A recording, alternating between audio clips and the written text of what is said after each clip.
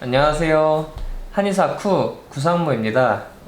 제가 그동안 아토피에 대한 많은 영상을 올렸는데 특히 1편에서 아토피는 이제 A, B, C 세 가지 타입으로 나눈 다음 본인이 어떤 타입인지 판별하고 그거에 맞는 치료를 해야 좋은 결과를 얻을 수 있다 이렇게 말씀을 드렸잖아요. 그리고서 이제 많은 유튜브 시청자분들께서 이제 실제로 그 영상을 보시고 스스로 판별해서 이제 치료를 해보시려고 했는데 제가 올린 그 영상의 A, B, C 세 가지 타입의 사진은 좀 이제 전형적인 사진이었습니다. 그 사실 이제 판별하기가 좀 쉬운 특징들이 딱 그것만 있는 그런 사진들을 올렸는데 실제로 이제 환자분들께서 이제 저에게 보여주시는 이제 본인의 실제 피부 사진은 좀 여러 가지 이제 타입이 섞여 있는 경우가 꽤 많았어요. 그러니까 이제 환자분들 같은 경우에서도 이거 같기도 하고 저거 같기도 한데 도대체 나는 이제 어떤 피부 타입이고 어떻게 치료를 해야 되느냐 이런 것에 대해서 좀 문의가 많았거든요. 그래서 제가 사실 저도 그 실제 진료를 하다 보면 환자분들 피부 상태가 딱 아주 전형적으로만 딱딱딱 떨어지는 것은 아닙니다. 그러면 저도 근데 그런 경우에도 저도 치료를 해야 될 거 아니에요? 그럼 이제 우선순위가 있을 거고 어떤 이제 뭐랄까 이제 저만의 접근 방식 그런 것들이 있을 텐데 오늘 그것에 대해서 조금 이제 알려드리려고 이 영상을 이제 찍어보려고 합니다. 자, 지금 이제 화면을 보시면 지금 이제 발바닥에 이렇게 아토피 피부가 있습니다. 이건 이제 B타입으로 보이는 아토피 피부인데요. 그 이유가 지금 여기 보시면 노란색 진물 딱지가 져 있죠. 이게 가장 큰 사실 힌트입니다.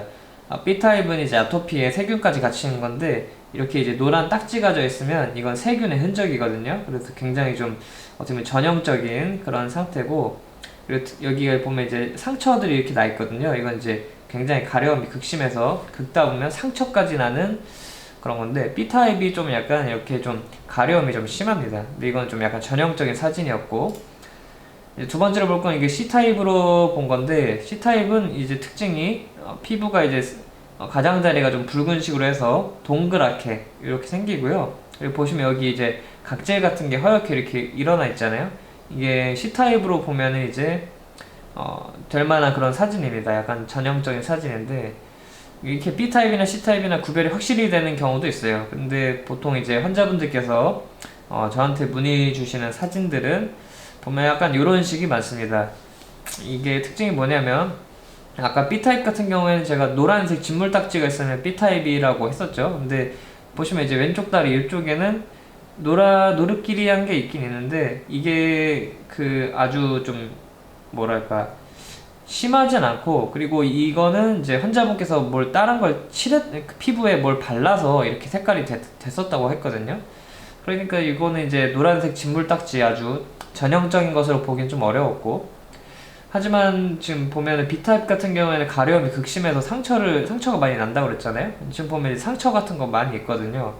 하지만 아까 제가 말씀드린 C타입 곰팡이가 같이 있는 이제 아토피 피부는 특징이 이제 붉은색 이제 피부 상태가 돼 있고 그리고 동그랗게 가장자리 사이드가 이렇게 붉게 되어 있는 게 특징인데 이거 오른쪽 다리로 보면은 이건 또 그렇단 말이에요. 그러니까 이제 B타입으로 보기도 애매하고 C타입으로 보기도 애매한 그런 상태인데 저는 이제 사실 이런 케이스가 오면은 B타입 즉 세균에 대한 것부터 먼저 치료를 합니다. 왜 그러냐면 이게 사실 B타입 같은 경우가 그 세균 감염이 같이 오면 괴로움이 더 심해요. 환자분들 같은 경우가 이제 밤에 긁어서 피가 날 정도로 긁게 되다 보니까 이 B타입이 괴로움이 훨씬 더 심하거든요. 그러니까 이렇게 B타입도 애매하고 C타입도 애매할 때는 B타입으로 만약에 진행이 되면 환자분들이 굉장히 괴로워하기 때문에 저는 이제 B타입이 되지 않도록 이제 B타입에 대한 치료, 항생제 계통의 항생연고 이쪽을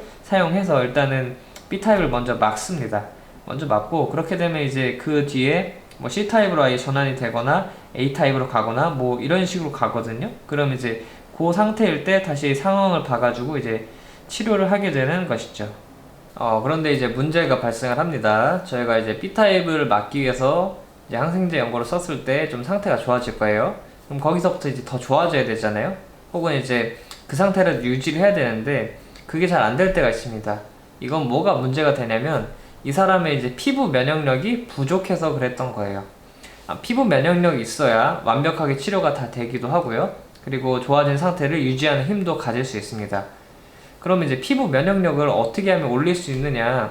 이건 사실 댓글로 많은 분들이 여쭤본 부분도 되거든요. 그런데 제가 이제 속 시원하게 얘기를 드리지 않았었는데 그 이유가 면역력에 대해서 많이 현대의학적으로 연구는 되었지만 약은 개발된 게 없습니다. 저희가 항생제 계통, 세균 죽이는 항생제 연고나 아니면 이제 곰팡이 잡는 항진균제 아니면 이제 면역 억제제인 스테로이드제 같은 경우에는 이제 연구가 끝나서 이제 개발이 많이 되어 있어요. 그래서 시중 약국에서도 손쉽게 구매할 수 있고 가격도 저렴합니다. 그런데 그 면역력에 관한 약은 존재하지 않기 때문에 이것은 한의원에서 한약을 통해서만 올릴 수가 있습니다. 그렇기 때문에 제가 A, B, C 타입으로 처음에 먼저 나눠서 스테로이드제, 항생제 연고, 항진균제 연고 이렇게 써보라고 말씀을 드린 거고, 이런 과정을 쭉 거침에도 불구하고 내가 끝까지 낫지 않고 아니면 계속 반복이 된다면 내 피부 면역력이 약한 것이기 때문에 면역력을 위한 한약 치료가 반드시 필요합니다. 오늘 제 영상이 조금이라도 도움이 되셨다면 구독이랑 좋아요 눌러주시고, 그러면 저는 다음번 영상에서 찾아뵙도록 하겠습니다. 그럼 안녕.